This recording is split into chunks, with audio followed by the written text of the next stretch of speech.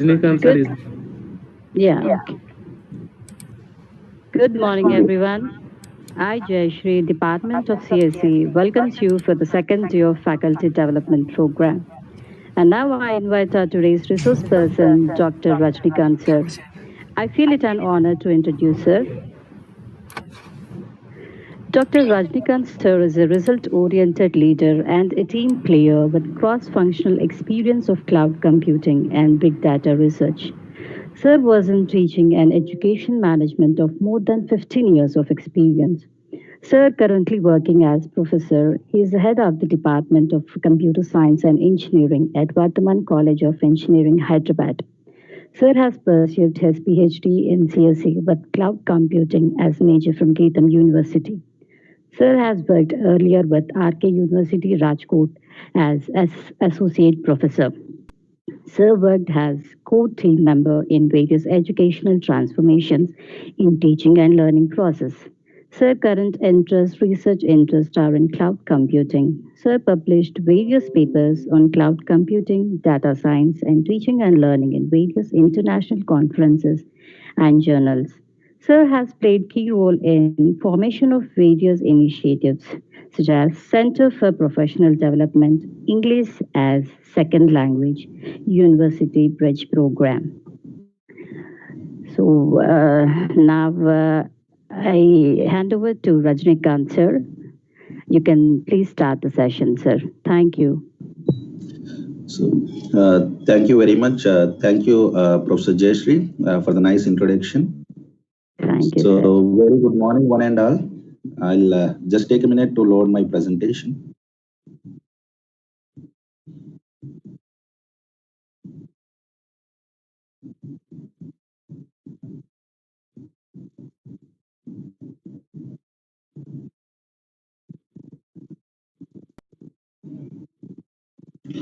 Hope my screen is visible. Yes, sir. Hello. My screen is visible, right? Yes, yes. Yeah. So, once again, good morning, one and all. I hope the participants are the faculties from computer science and information technology from various institutions across the state or from the other parts of the country as well. So I will be talking on artificial intelligence as a service. In short, to speak about, I'll be speaking on intelligent cloud for the next 1.5 hours. So I will try to start from the very fundamentals, introducing cloud, introducing artificial intelligence, and how they can merge together and finally come up as an intelligent cloud. Artificial intelligence. So moving forward, in short, to speak about, I'll be speaking on intelligent cloud to establish the next 1.5 hours. So whether I will speaking about cloud computing, whether you are speaking about artificial intelligence, fundamentals, we are speaking about cloud, introducing data science, business intelligence, machine learning, how they can merge deep learning together, etc. And finally, we all speak about these technologies because the industry is forward expecting the technologies which really help them to come up with greater business outcomes. So when industries are expecting computing, whether you're speaking about technologies which can help them in making the decision making, which can improve their performance, which can help them in getting the greater business outcome. And finally, we all speak about these technologies. This the industry forward expecting requirement of the industry really makes it clear that we are in need of an intelligent cloud. So even before getting into the decision making, many of you already know about cloud computing. Listening about cloud computing is a long this cloud computing says requirement of the internet, nothing but computing over internet.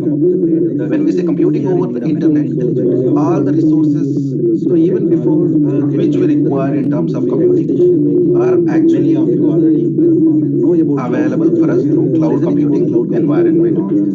May in terms of processing, may in terms of I/O, may in terms of security, may in terms of storage, everything is available for us on all the cloud computing environment. But we require in terms of the cloud computing environment, the cloud computing infra which we are using all these days cloud computing is not an intelligent in terms of process. What does the term intelligence is?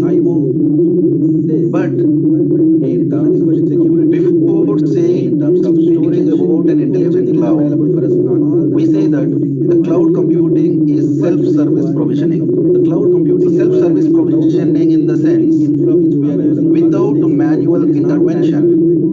The cloud computing is able to provide the required resources, is able to provide the required scalability, elasticity for the subscriber, as we said. But still, we can't call the cloud as an intelligent cloud because the cloud is not going to help the business in making the decision. Cloud is able to make the decisions in providing the resources, but not in giving the final outcome required for the business organizations in making their decisions. So we are required to move towards that particular intelligent cloud, and which is actually the need of the hour for the various business organizations or industries across the world. But not to give an example, maybe around 3 years down the line, the Geo has entered into the market organizations and they has done the total disruption of the telecom industry, where various big service providers like Airtel, Vodafone, Idea, and Reliance, RIL is actually existing, Reliance Infocom are existing, but we can see that many have actually disappeared now into the market. The problem is when the Geo has entered into the market with the very cheaper plans, the other existing firms, they also has to make their decisions quickly to exist in the market. Decisions, they actually require an intelligent system in them, which says that even with this particular plan, the company can survive and can give some competition to the Geo Telecom. The other existing firms. So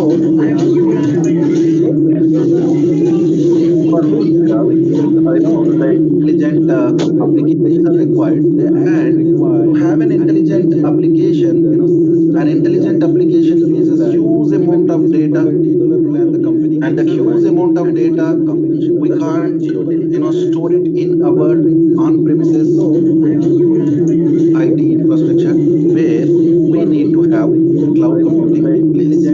So we require to have an intelligent application which run on the cloud by using the cloud infra like processing power, by using the cloud infra like storage, etc. So moving further, what is exactly the cloud computing at the nutshell? As I already mentioned, it's nothing but cloud computing. It's a computing over internet, and it provides the required computing resources like hardware, software, etc. And when someone speaks about the cloud computing, fundamentally we should know about the cloud service models as well as the cloud deployment models. As I said, cloud provides the resources like hardware and software, and all these hardware and software resources required will fall into these three service models, either infrastructure as a service, or platform as a service, or software as a service. So if you are in need of processing power, storage, IO, etc., we always try to subscribe to the infrastructure as a service. If we are in need of deploying software resources required, platform where you can develop your application, where you can deploy your application, where a readily configured software platform is available, then we always go for platform as a service. Or if we are in need of a software which is readily available to use, we always go for the subscription of software as a service. Now, when we say that we want to use cloud resources, the cloud infra is available with various deployment models like private cloud, community cloud, public cloud, and hybrid cloud. Fundamentally starting with the public cloud. As I already mentioned, cloud computing is a utility computing model. It is an ubiquitous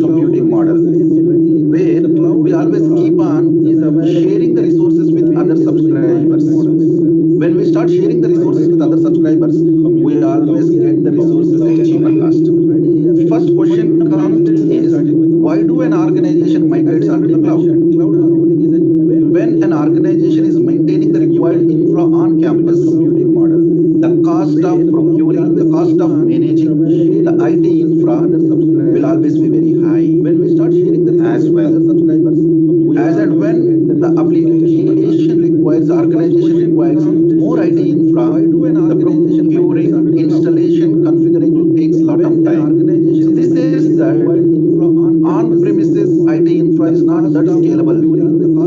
Whereas the migrating onto the cloud, we can easily procure, we can easily acquire the required IT infra in a fraction of time. So this is all possible with the cloud computing environment, and the cloud computing majorly supports a feature known as multi-tenancy. Multi-tenancy in the sense many subscribers, many customers sharing the common resources. A simple analogy I can give always is an apartment. So the multi-tenancy is a feature which is available for us with the public cloud.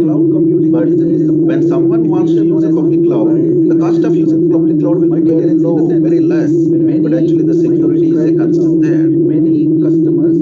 So that is where when people are very much concerned about the security of their data, security of their application, they always go for using the private cloud where multi-tenancy is not a feature there. And there are some organizations where their application holds part of data which requires high security, part of the data which do not require that higher security.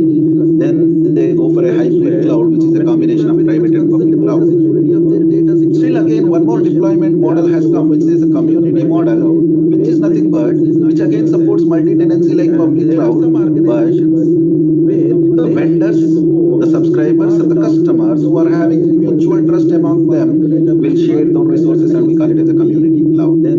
So now when an organization wants to migrate onto the cloud, first they come to a decision whether they require infrastructure as a service, platform as a service, or software as a service. Are they required two among them, or the three among them? And then they also come to a conclusion that which deployment model is required for them, either the private, community, public, and hybrid. They always take a decision based on the security concerns, based on the cost incurred in procuring the cloud. They finally take a decision among them, and this is the way most organizations have started migrating onto the cloud. But when we say migrating onto the cloud, they always take a decision based on the security concerns. There is some noise behind. Excuse me. The cost incurred in procuring the cloud. Sorry for interruption, sir. And this is the way. Yeah. Most organizations have started migrating onto the cloud. But when we say migrating onto the cloud, I'm in a very closed environment. Okay, sir. Okay, sir. Now I just switched off AC. Now the noise is clear. Yeah. So Yes. yeah. Now it is clear. Yeah. So now, as mentioned, based on their requirement, they choose a particular service model and they go for a particular deployment model. But now, when an organization wants to migrate onto the cloud, the major concern they always get is loss of ownership, because their now it is clear on-premise application will be now hosted, will be migrated onto a remote environment, which is controlled by the cloud service provider. This was actually a major concern. But the key benefit an organization gets is once they migrate their application onto the cloud, they will get rid of procuring, managing IT infra. So now an organization can majorly concentrate on their core business. This is what exactly the key benefit the organizations can get. And this was a debate over the last decade. But finally, the cloud computing has won. The cloud computing has provided trust to the subscribers that there is security in providing, in migrating their applications.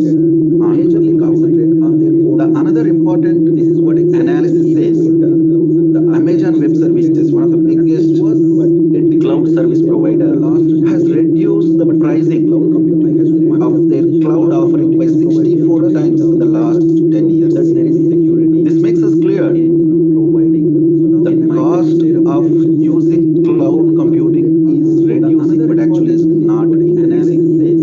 And still we can say that no business want to incur losses, and AWS is getting the benefits, and that is where they are able to reduce the pricing for their cloud subscribers.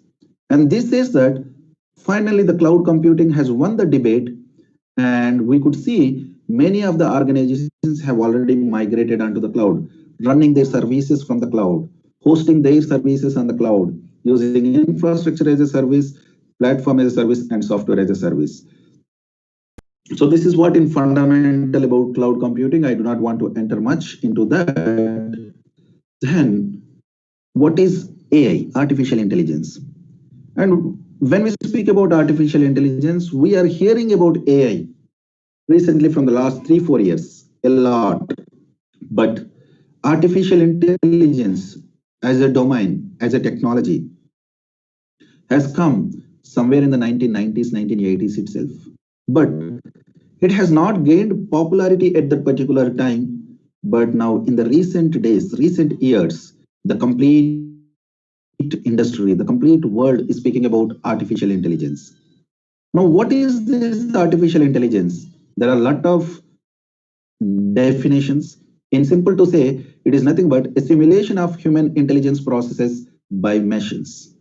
In simple to say, we will say when a machine can do exactly like a human being by taking its own decision. That is what we call it as an artificial intelligence. In my beginning slide, I mentioned intelligent cloud. I said the cloud computing can't take a decisions on its own. A cloud computing has to be made intelligent. But now while introducing artificial intelligence, I said a machine can behave like a human being and can take a decisions on its own. Now here, when I speak about intelligent cloud, it is nothing but combining artificial intelligence and cloud computing together. So this makes an intelligent cloud, which is actually need of the hour for an industry. But now, when we are speaking about integrating artificial intelligence and cloud computing together, there are a lot of challenges which we need to understand. Now, how do we use cloud computing? In simple to say, we require a computing gadget with an internet connectivity. And a computing gadget might be a laptop, might be a mobile, might be a thin client, might be a cyber physical machine, which is connected to an internet. We are able to connect to the cloud from the machine from where you are working. And now we are saying that we are going to use the same gadget, maybe a mobile, maybe a laptop, maybe a desktop, or maybe a cyber physical machine, and we want to connect to a cloud which is an intelligent cloud. And now, how do we make this intelligent cloud feasible? The first point to be remembered here is we are going to work with multiple devices. We are going to work with a multiple devices over here, and we need to see that the intelligent cloud is going to be possible. Moving further, what is going to make us this possible? The possibility is the mobile communications and internet have drastically changed the world. In the recent years, we could see the mobile communications have evolved, and we are able to see 4G, 5G, and people are speaking about 7G now. And the internet bandwidth has drastically increased. And now almost all the computing nodes across the world are interconnected. And as you all know, the cloud computing gives us the supercomputing power when we are connecting from your gadget through internet to the cloud computing data center. And if we do not have internet, we can't access the cloud computing at all. So the backbone of the cloud computing, backbone of using the cloud computing is nothing but the mobile communications or the internet. The communication media is actually going to play a vital role. And as I already mentioned, the cloud versus on-premise war is over. And finally, the cloud has won. As I said a decade back, people used to say no to cloud computing. They always want their applications to run on their premises. They want their application, their data to be present on their own premise because they were more concerned about the security. But the war is over, and now finally the cloud has won. And the last decade, if someone asks, which is the most lauded and disruptive technology in terms of computer science, in terms of information technology, no doubt we can directly say it's nothing but the cloud computing. The cloud computing has completely disrupted the overall IT infra in the last decade. And now we could see a lot of startups coming, and we could see a startup functioning with 5 computers, 10 computers, but they have enormous computing power, enormous storage space, enormous decision making machines available with them, and that they could get just by subscribing to the cloud computing. As I already mentioned in my earlier slide, the challenge is we are working with multiple gadgets connecting through internet to the cloud computing, and the cloud data center is giving the power. Now, speaking on the other side, coming to artificial intelligence, I said an artificial intelligence is nothing but making machines behave like a human being, making machines take decisions like a human being. And this is all possible only when artificial intelligence makes decisions from the huge amount of the data available. And the accuracy of the decisions of the artificial intelligence engine always improves when the decision making is done from the huge amount of data. So now when I speak about a huge amount of data processing is required for the artificial intelligence engine to make decision, now the question is, where do we store this huge amount of data? Where do we process this huge amount of data?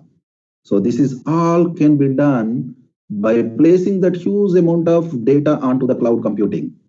So now the artificial intelligence requires the huge amount of data which is actually placed onto the cloud computing environment. And from the cloud computing environment, the AI engine will take the data, will process the data. Again, the question is, where does this data processing happens? Now, when AI engine has to do in the offline, or AI engine can do data processing again on the cloud infra by using its processing power, or may its machine learning services available over the cloud. And this way we can integrate artificial intelligence with the cloud computing. But still, to make this happen, we require the technology experts who can integrate an artificial intelligence engine which is available on premises in your organization to the cloud computing infra available at a remote place where exactly the data required for your artificial intelligence engine is stored. And we all know that an artificial intelligence engine will keep on learning and relearning. As an organization will keep on generating the data. New data keeps on adding to the cloud infra. As and when the new data comes in, the artificial intelligence relearns, and the decision and the accuracy of the decisions taken will get improved. So this is how an artificial intelligence can be integrated with the cloud computing infra. So now, the current day, the technology approach has changed. Now we are in an era where we call it as AI first approach. As I mentioned, the last decade, we used to call it as a cloud first approach or the mobile first approach. We can call either way because cloud computing is an ubiquitous computing model. Ubiquitous in the sense anytime, anywhere computing. And this is all possible because we are able to connect to our cloud by using a wireless computing machine like a laptop, like a mobile, etc. So that's why we call it as a computing on travel, computing on the go. So we call it as a mobile first approach. Now the mobile first approach or the cloud first approach has changed to AI first approach. So now when we look at any organization, the organization is equipped with the technology required only when it is using AI approach. If not, they actually fail in the race of the competition. So that is where. So now just compare or imagine how the cloud computing and AI businesses are totally unrelated. Just think of if both are unrelated, how the world is going to work. Just imagine for a minute of time. I'll hold here. Just think of cloud and AI are two separate approaches.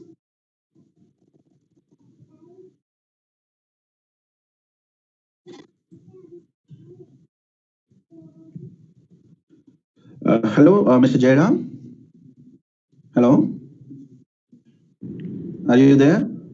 Hello, sir. I want to take up some questions here before entering into AI as a service. Okay, sir. Unrelating cloud and AI. Okay. What participants are thinking? You can put in the chat box if possible. Yeah. Okay, sir.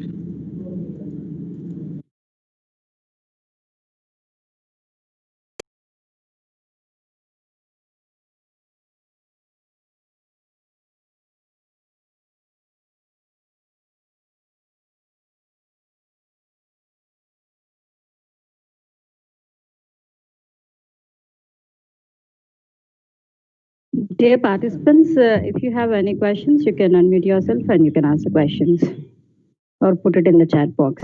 Thank you.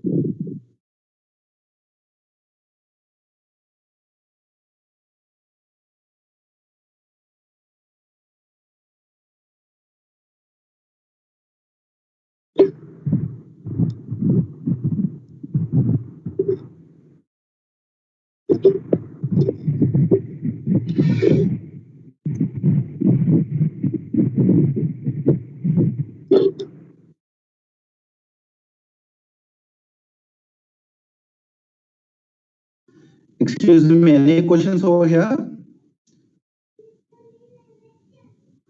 Mr. Jairam?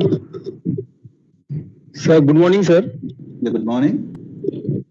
Sir, like Cloud SIM, is there any simulator where we can implement our own algorithm related to cloud and AI?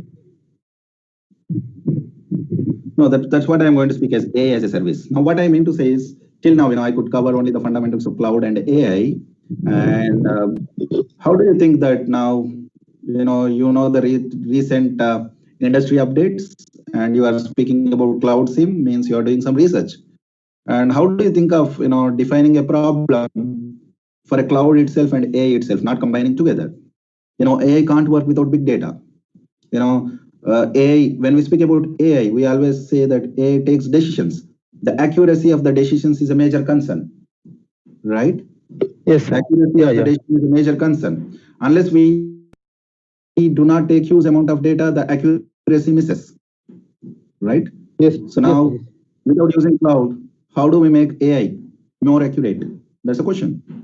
Getting. So can you imagine that AI and cloud as two separate technologies, two separate entities can work separately?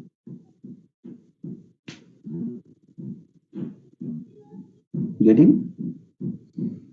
So any more questions? I'll make it clear in my next slides. Any more questions? Are the participants clear about exactly on cloud computing?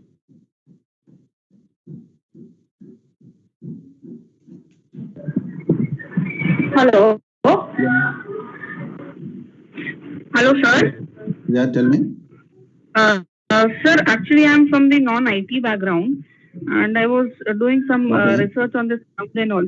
So I came across a software named like SAS and Hadoop and also don't know much about this. So how is it related to cloud computing? As I was speaking about the cloud service models, SaaS, software as a service, right? I already discussed about software as a service.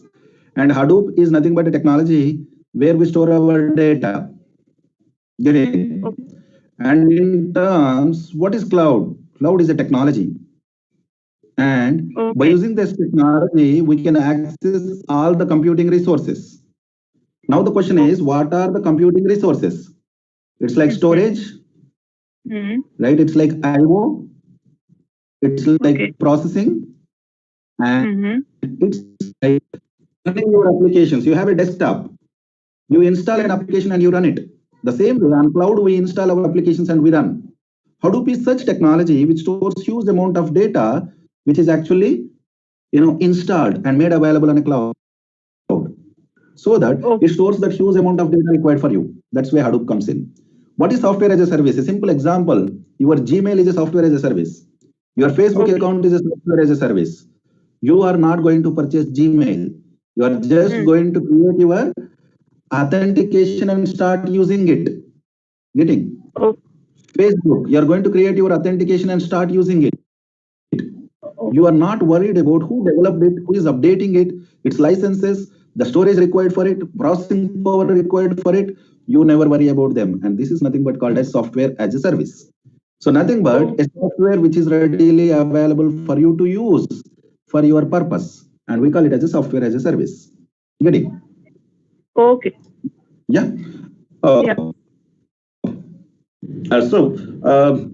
Just imagine yourself now.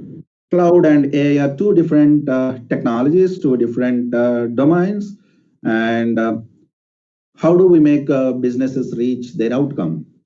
And we can't imagine that, because AI requires huge amount of data, and for storing huge amount of data, we require cloud infra. And cloud itself is not an intelligent one, and cloud can be made intelligent only by using AI. Otherwise, cloud is just another IT infra, but managed by some third party. The way how we all have our mobile phones. We either subscribe to Airtel or Jio or someone, etc. And we never worry about how Airtel is providing our connectivity, how we could talk to the other, their towers, their fiber communication, and all the info required is maintained by Airtel or Jio, and we just subscribe and use it. The same way we are using cloud computing also. So moving down,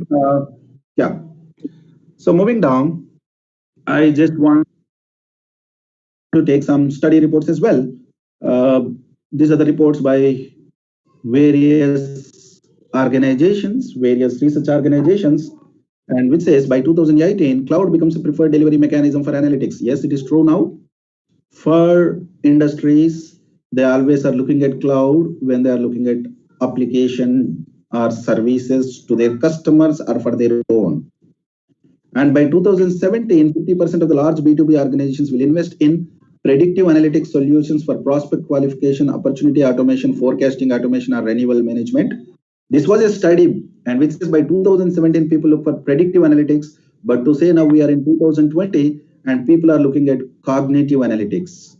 And when people are looking at cognitive analytics, that is where the importance of artificial intelligence has come. Cognitive analytics says there is a need of an analytic engine and a technology which takes the decisions on its own, not just predicting, but an engine or technology which takes a decision on its own. And another study says 9 out of the 10 enterprise leaders believe analytics is essential or very important to their overall business strategies and operational outcomes. And yes, this is true. And I say not 9 out of 10, 10 out of the 10 enterprises are believing in analytics. And it is analytics, not just analytics, the real-time analytics, which makes an organization to survive, to sustain over the competition.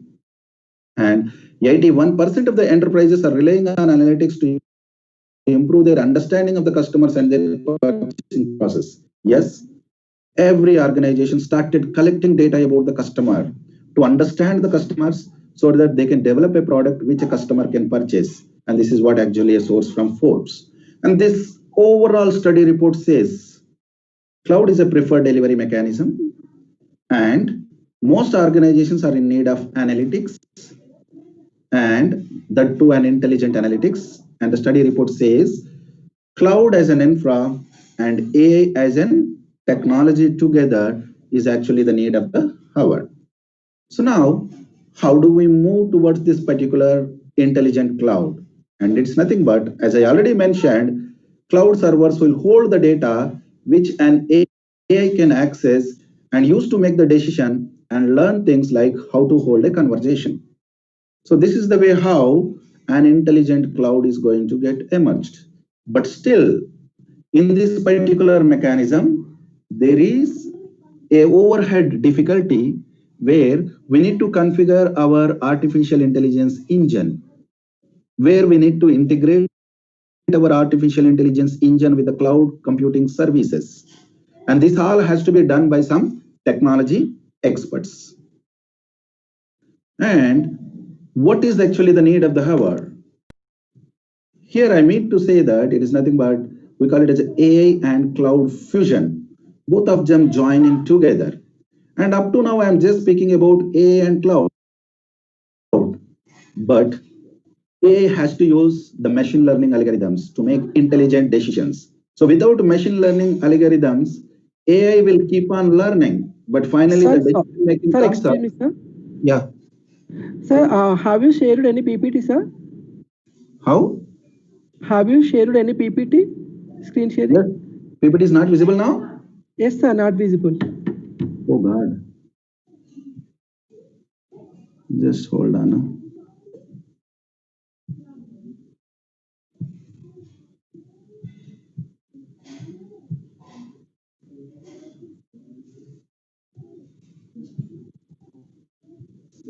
Is it visible now? Excuse me, Yes, is it sir. visible Yes, now? Yes, sir, visible, sir. Sir, now it is. Visible, sir. Yes, sir. Thank you, sir. Now it's visible.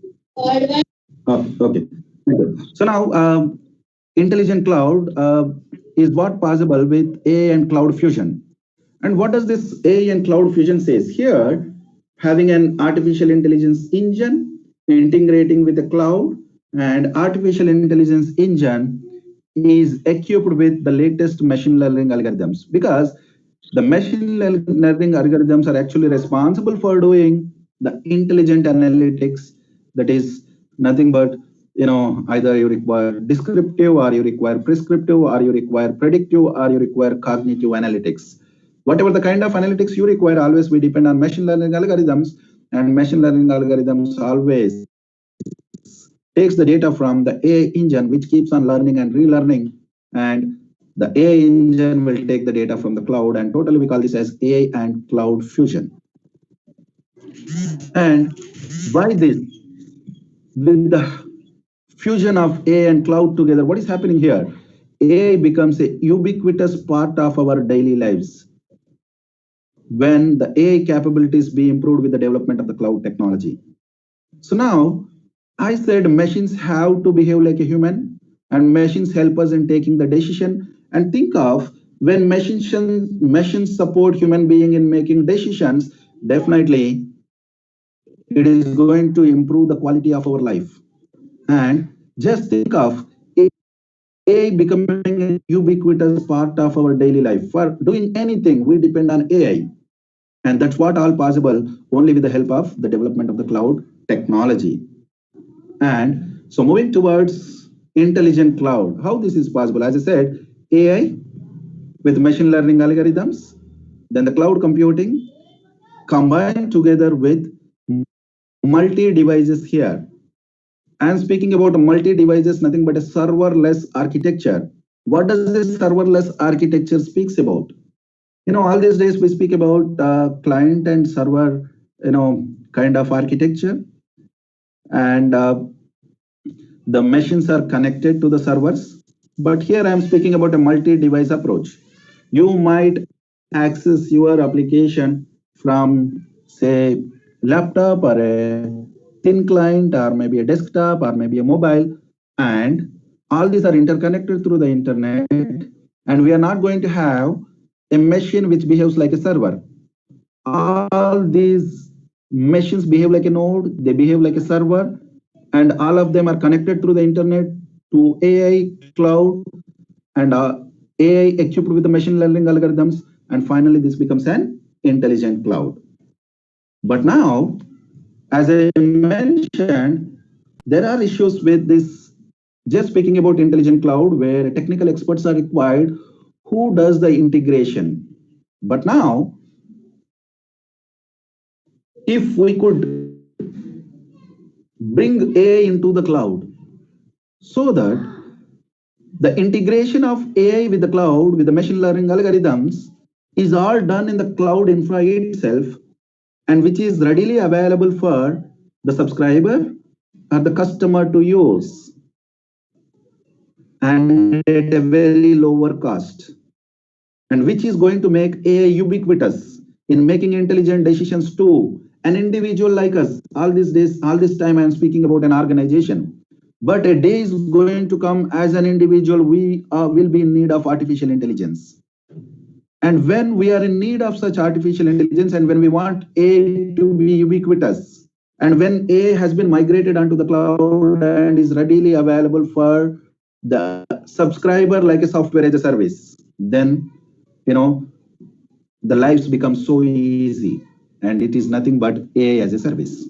And this is what I'm going to speak about, and this is what the need of the hour now, which has come up by thinking about artificial intelligence, by thinking about cloud computing, integrating them together, and adding machine learning to the artificial intelligence, and speaking about multi devices, and the finally need is nothing but AI as a service. So now what is this AI as a service is? So it says that cloud computing solves the two largest hurdles for AI the enterprise. One is abundant low-cost computing and a means to leverage large volumes of the data. Everything has come onto the cloud now. We all know that cloud computing is highly elastic in nature, highly scalable in nature, and it provides huge amount of processing, huge amount of storage. That doesn't mean cloud computing has supercomputers. Cloud computing is made of commodity hardware, which is nothing but a low-cost computing hardware like the desktops which we are using. And now, when an individual is running AI in his own premise, he always will try to procure IT infra, and he always thinks of having a high-cost IT infra to run his AI engine. Now, when AI itself is migrated onto the cloud, definitely the cost of operating artificial intelligence will go down. And we all know that cloud computing services are available 99.99% of the time, and which can be accessed anywhere across the world, having a node connected to an internet. Now AI is also be accessible from anywhere, and this is nothing but AI has become ubiquitous, and finally we call it as AI as a service. In the beginning, I was speaking about cloud service models like infrastructure as a service, platform as a service, software as a service. Like that, another service which is nothing but AI as a service, artificial intelligence as a service. As a user, as an organization, when someone thinks about using artificial intelligence, then they start immediately looking at the cloud computing services, the vendors like Microsoft, Google, or Amazon, etc., who is providing AI as a service. They subscribe and start using AI, and so that they can make the intelligence decisions out of that. So finally, it says, by leveraging AI as a service, businesses can improve, can innovate solutions that solve their infinite problems. If you could look at my presentation, I am speaking about a complex business problems.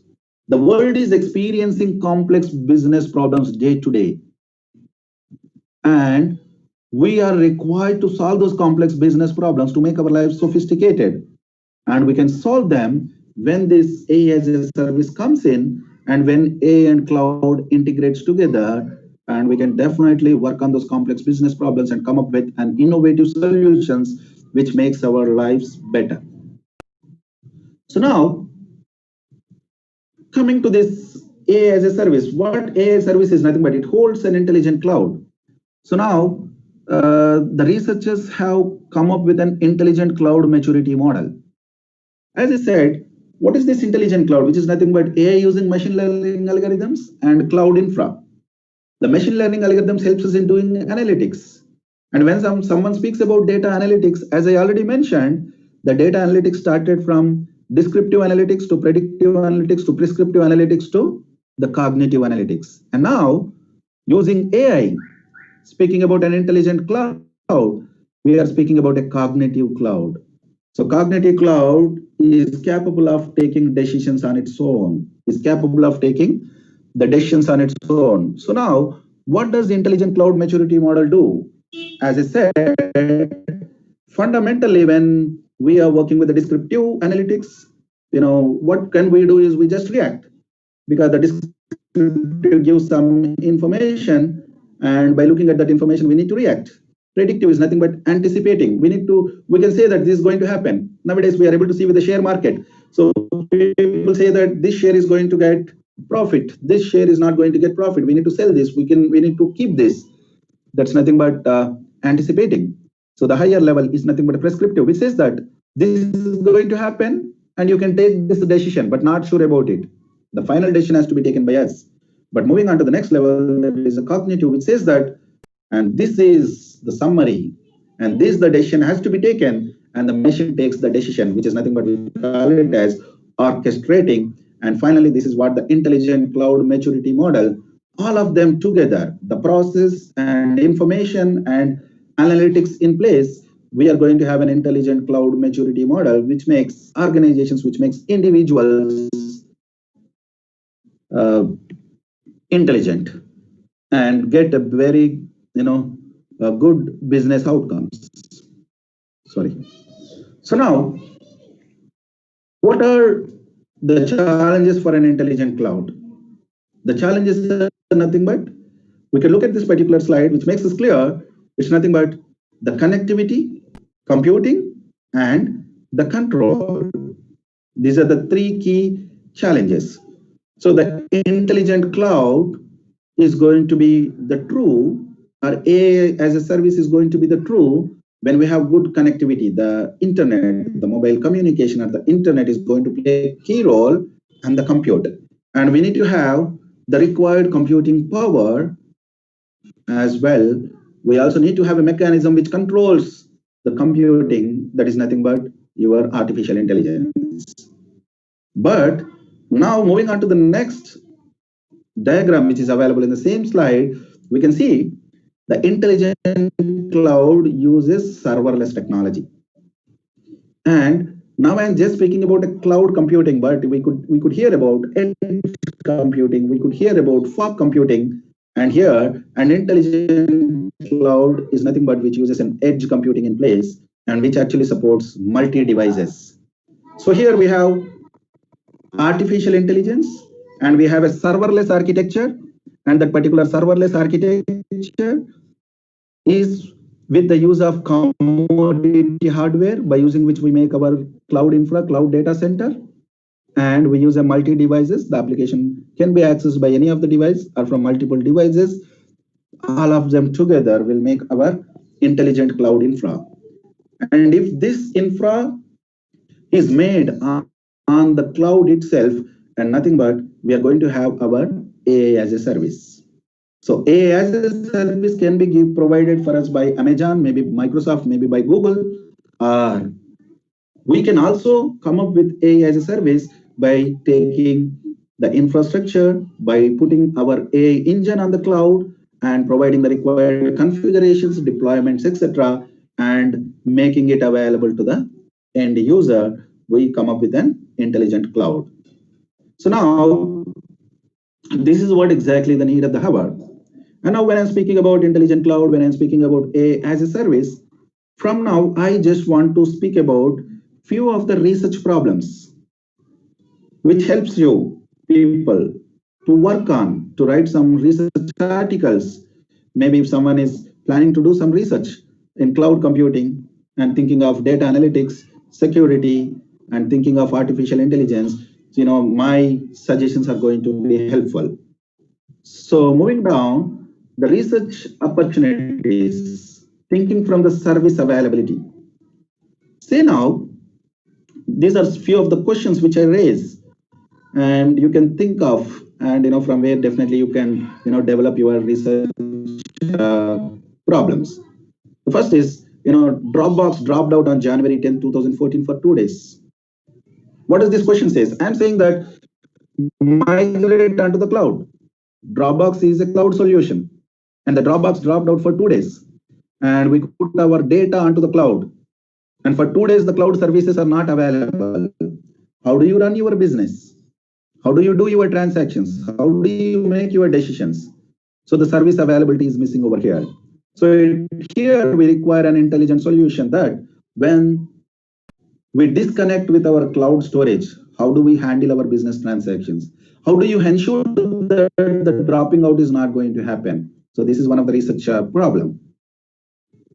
The next one is the clouds are a huge assemblies of components and software has bugs.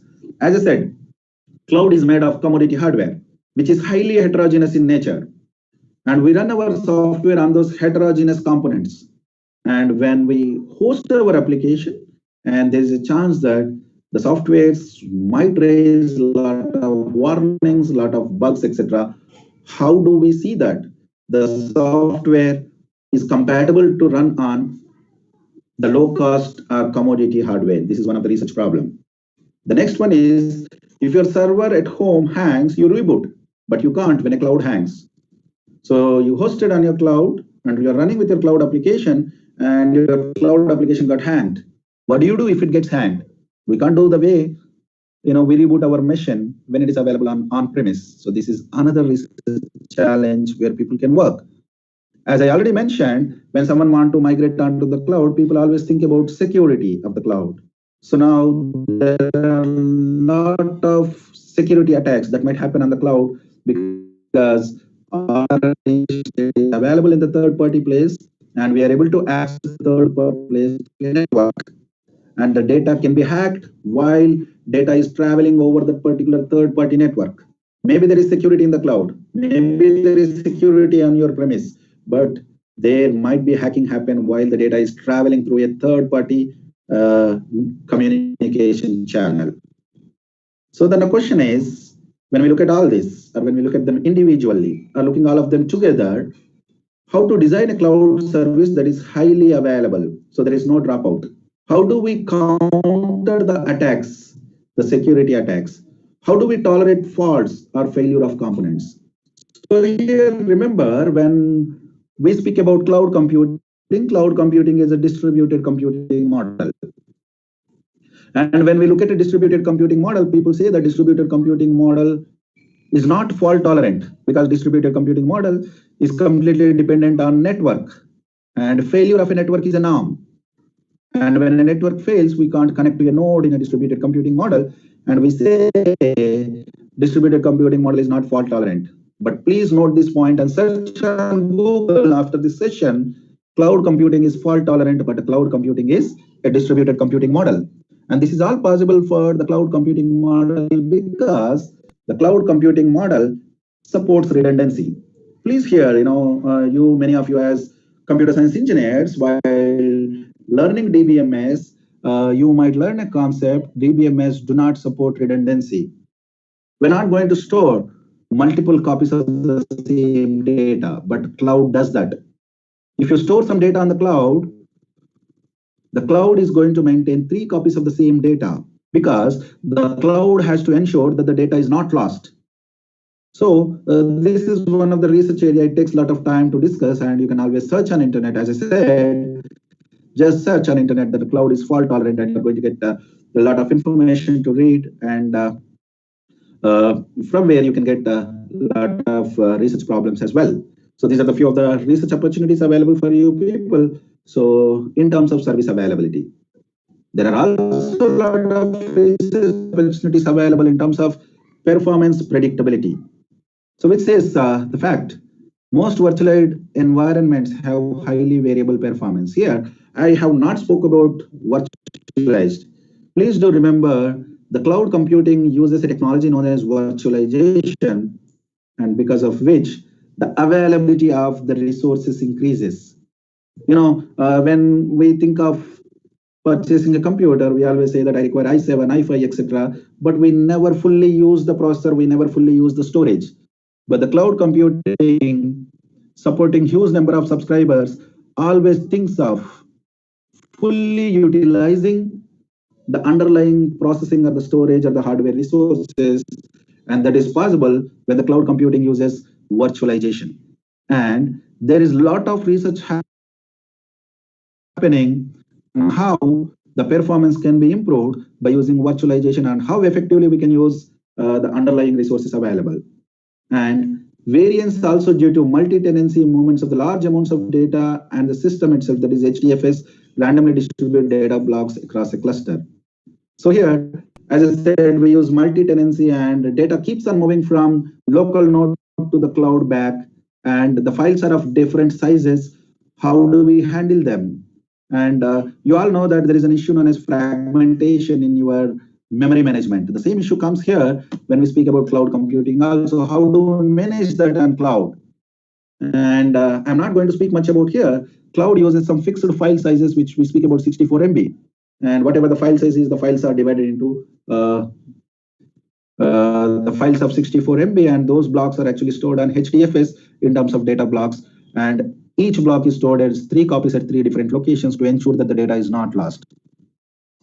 And the another problem is, even if CPU and memory sharing is not a problem, I/O sharing could easily kill performance. Here, this is another research problem, not exactly as a cloud, but as a big data. The latest hardware says that we can process 500 GB of data in a single instance in a CPU, and 500 GB of data can be retrieved from memory in a single instance, but through I/O we can just transport max of 50 GB of data. So this is a bottleneck problem. Memory is capable, processor is capable, but the I/O itself is not capable. So this is one of the biggest challenge. So as I said, the same I/O sharing could easily kill performance, as I/O is not supporting. CPU is capable of processing 500 GB of data, but I/O could transport only 50 GB of data. Means we are underutilizing the available CPU capacity, which is nothing but which kills the performance. So which is another research area. And many high performance computer applications need to ensure that all the threads of a program are running simultaneously. Hope when we are speaking about HDFS, or when you are speaking about Hadoop, when you are speaking about MapReduce, we speaks about parallel programming, and which says that the data is distributed across multiple nodes on the commodity hardware, and application runs parallelly on the data stored at multiple places. And finally, we could get an outcome at the right time, output at the right time, when all the application threads runs parallelly. If one thread is missing, we need to wait until the result from the thread comes to display the final output. So this is one of the challenge.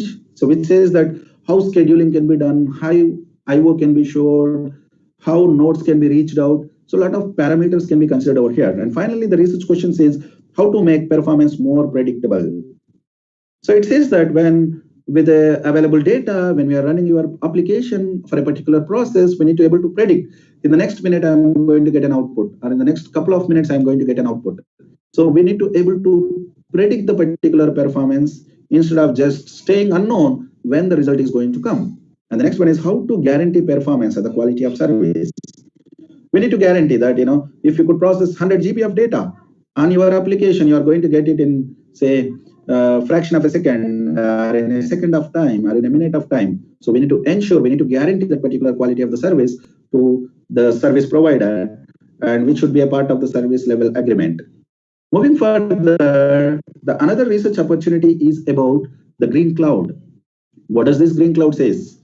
I read in one article, most of the data centers are available in America, and the electricity utilized by the data centers of the cloud in America is equal to the electricity consumption in our country.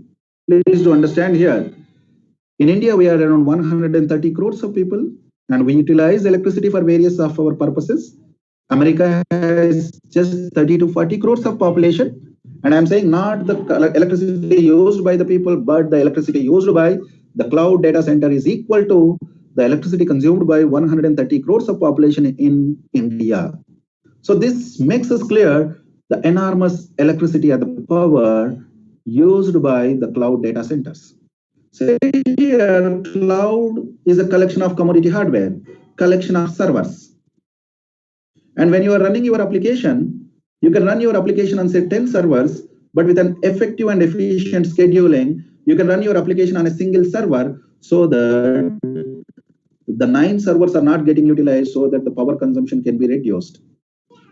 So which simply says we can reduce the power consumption by the cloud data center by an effective scheduling or by using virtualization, which is nothing but moving to the green cloud, which says the power consumption is reduced. Reducing the power consumption is nothing but reducing pollution. So here, how do we do that? What is the research question? How to perform energy aware scheduling? So that is nothing but while doing scheduling, we need to see that not only availability of the server, but also we need to take into consideration the least utilization of the electricity for running that particular transaction, for running that particular process, or for running that particular system. The next question is how to achieve the best trade-off in computation, communication, storage, energy, and performance. So here, while speaking about scheduling, again here we can't take just again energy as a parameter. Doing the best scheduling, we need to take the various parameters and we need to among them and take the best decision. That is between computation, the best computation available, the best communication with minimum latency, the best storage available so near, and reduction of reduced utilization of electricity and getting the best performance. So all this together, we can come up with a effective scheduling mechanism and finally leading to the green cloud, reducing the electricity utilized by the cloud computing environment. Many of the researchers are doing research. And furthermore on, there are a lot of other opportunities as well. Now, when we speak about the cloud, when we speak about mobile applications, mobile computing, we have applications stored on the cloud. And we could connect to the applications only when we are connected through the internet to the cloud. But think of having an applications which you can work in offline, in an interactive mode. Without having an internet connectivity, you can work on that particular application. As and when the internet connectivity comes, the data will be stored or pushed back into the cloud. And there is a need of such applications so that all these days we say that we have a supercomputing power when connected to the cloud, and we are deaf and dumb when you are not connected to the cloud. That statement goes wrong when we become successful in developing interactive apps, which runs in the back end when we are disconnected to the cloud. And the next is about a mobile cloud. So now again, the mobile cloud says having cloud, which again ubiquitous, moving from one data center to the other. The another one is about edge computing. The other one is nothing but about the fog computing. Edge computing says the nearest locations where do we store the data. Fog computing says the availability of cloud infra at the nearest location by reducing the latencies. The next research opportunity is about cloud and IoT. So now the research says that everywhere we are using IoT devices. IoT is nothing but the sensors. They have become the major source of generating the data. And IoT devices have become an input source for our computing machines. And now I said AI as a service. And I said AI businesses are going to generate transactions, generate data, and the data comes from IoT devices. So putting IoT to AI with machine learning and generated data on the cloud is what actually the research focuses on, that is cloud and IoT. And now most things are not computer data intensive batch processing for business analytics. Now we say that how do we process our analytics? Do we do batch processing or do we do individual transaction based? Do we do in the real time? Do we do in the offline? How do we schedule the processing for doing the business analytics? How do we prioritize which process has to run to give the real time analytics to an organization is another area of research. So now the next point says doing less online transactions and the more decision support. So finally, an intelligent application does this decision support. And next one says that compute intensive desktop application. So we also have desktop as a service. Nothing but a desktop connects to a cloud in the offline. We can run it, and we can store the data back to the cloud as and when we require the internet connectivity. We call it as a desktop as a service. So which is nothing but compute intense desktop apps, because the desktops which we have also have some good amount of processing power. Instead of doing all the processing at the cloud, we can do a fraction of it at our desktop by utilizing our available processing power also. And some examples are symbolic math, 3D rendering, etc. Instead of processing on the cloud, and as we use a subscribing model, we need to pay for it. In that process at our desktop with available processing power. Is available more here, and we speak about web caching. So the caching improves performance, and this is all being used again. You can think of how performance without much thinking about underlying hardware, and always the solution is caching, storing the summarized data, recently used data at some intermediate place. And as a customer, as a subscriber, always you try to access from that particular cache location. If the data is not available, then you try to connect to the cloud. Otherwise, we always end up our transaction with the data available in the cache itself. And this is going to improve the performance without utilizing the underlying cloud hardware storage, etc. And the next research issue is the integrating multiple clouds, because I was speaking about cloud services like infrastructure as a service, platform as a service, software as a service. You might get a question that as a customer, as a subscriber, you are in need of infrastructure as a service and platform as a service. Then are you required to provide both from the same vendor, same service provider? No. You might feel infrastructure as a service is good at Amazon, platform as a service is good at Microsoft. You can always acquire. Then the question comes is, what is the integration feasibility there between two different business vendors? If they not support each other, if they do not sync each other, ultimately your application is going to suffer. And this is the area where again we need to work. There is nothing but heterogeneity of the different clouds, and which again is another research area which requires some policy making, which required to ensure that yes, different cloud vendors can be used, or you can come up as a third-party cloud vendor by using Amazon services and Microsoft services, and you can do the synchronization in policy levels and the required best services to the end customer. And another issue says how we design dynamic pricing mechanisms that are optimal. I said in my earlier slides, AWS has come down with their pricing for 64 times in the last decade. And this is all possible because they could get benefits, profits by reducing the price, and this is with their dynamic pricing mechanism.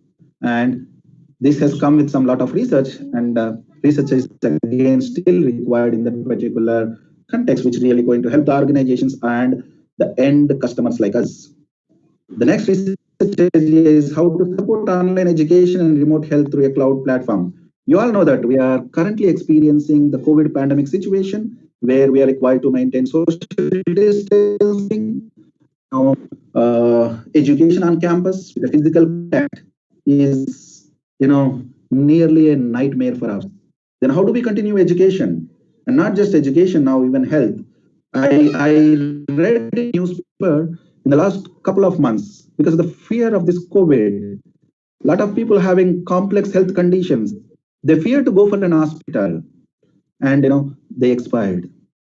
So all says that we require a remote, medical, a remote online education where we can maintain social distancing and where we can continue our education, where we can now have a sound health, and all this is possible with our intelligent cloud, and which uses AI and analytics in place. The next research opportunity says how to jointly optimize network and data resources in order to achieve effective geodiversity in the data center design. So how do we optimize network? It's nothing but simple. Again, you might have learned various kinds of topologies while learning your communications. So which topology can be used in the data center so that effective communication can happen and the geodiversity in the data center design can be achieved. Here, when I speak about geodiversity, the cloud data center suffers from the data policies of the country. When a data center is physically available in India, it has to bound to the data policies of India. When it is present in America, it bounds to the data policies of America. So here, how do we manage this? A subscriber came and he says that I want to store some data. And if the data is violating the policies of the country like India, then the service provider can't store the data in the data center available in India, but he can store in some country where the violation is not happened. So a lot of research is happening in this parameter as well, so that automatically the data can stored in that particular concerned data center without the physical intervention. So thank you. These are the various opportunities I try to cover quickly, and I will share my presentation as well with the organizers. And you can see my email ID at the end, which will be csa@vardhaman.org. You can always reach out to me if you are planning to do research. I will always help you in formulating your problem. And this is all from my side, and I'm open for questions now. Thank you.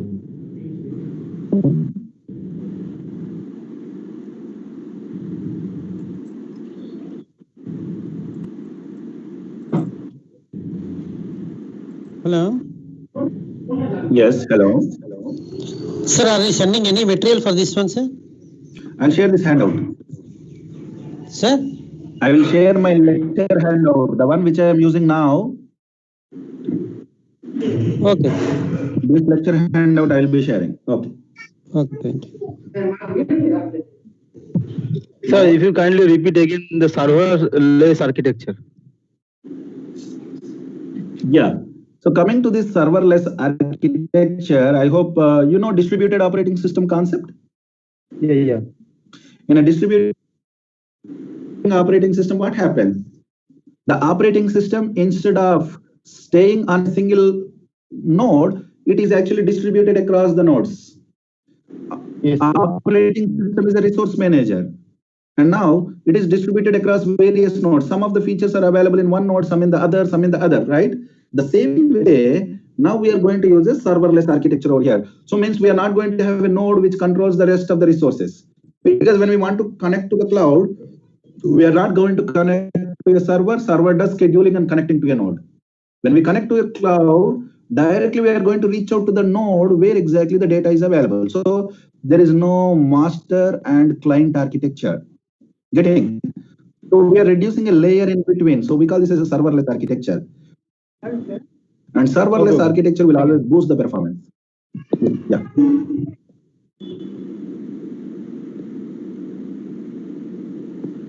Any more?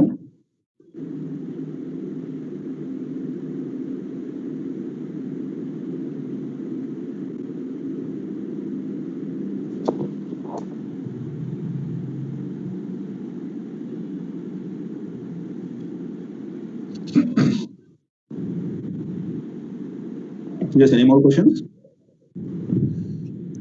Sir? Yes.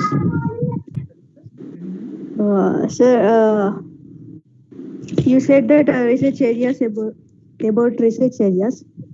Yes.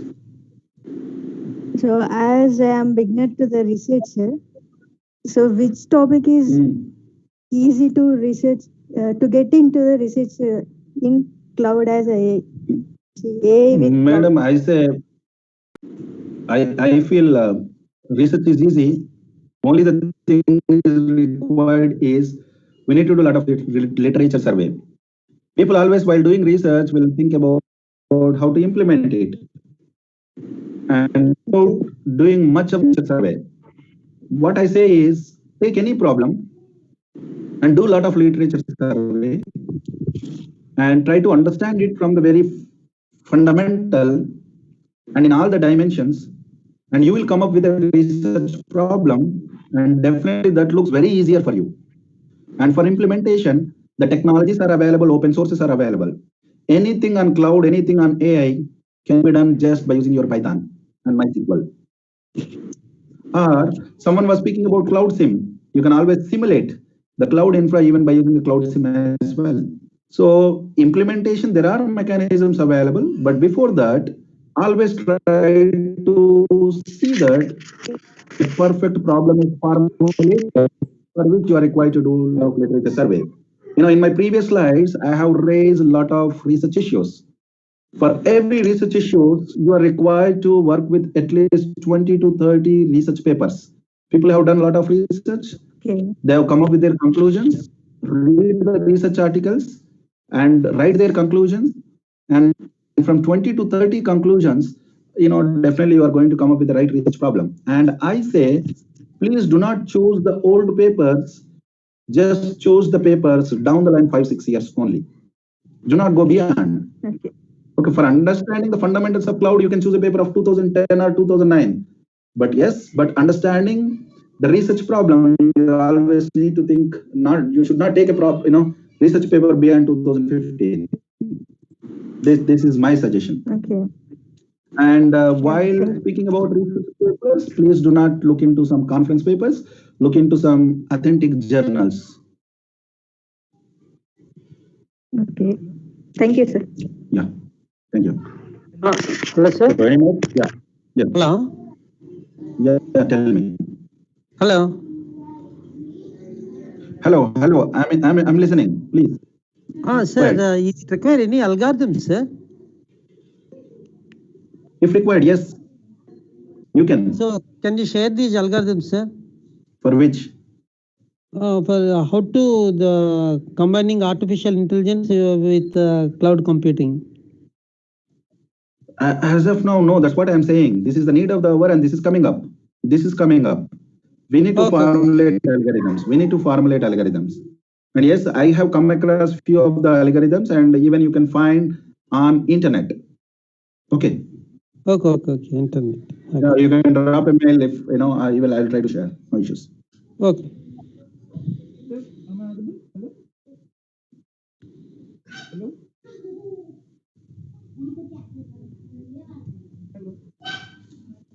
So, Mr. Rajaram, hope the questions are done. From the organizers, who is there? Yes, sir. Yeah. Hope I'm done with questions. Questions are left. Okay. You can always reach me on my.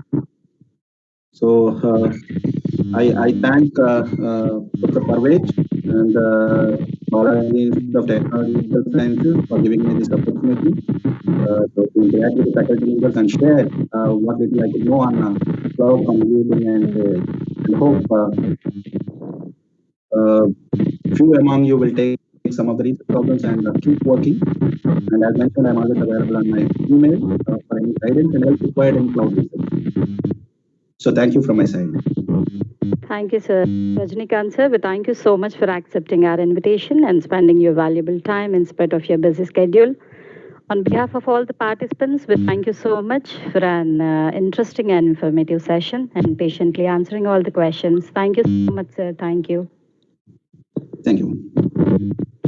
Yeah, participants, tomorrow we'll have another interesting session on recent trends in artificial intelligence by Dr. V. Swati ma'am. And as usual, for each and every session, we'll provide the feedback links in all the WhatsApp group, Telegram group, and YouTube links. Stay home, stay safe, take care. Catch up tomorrow. Thank you all. Jairam?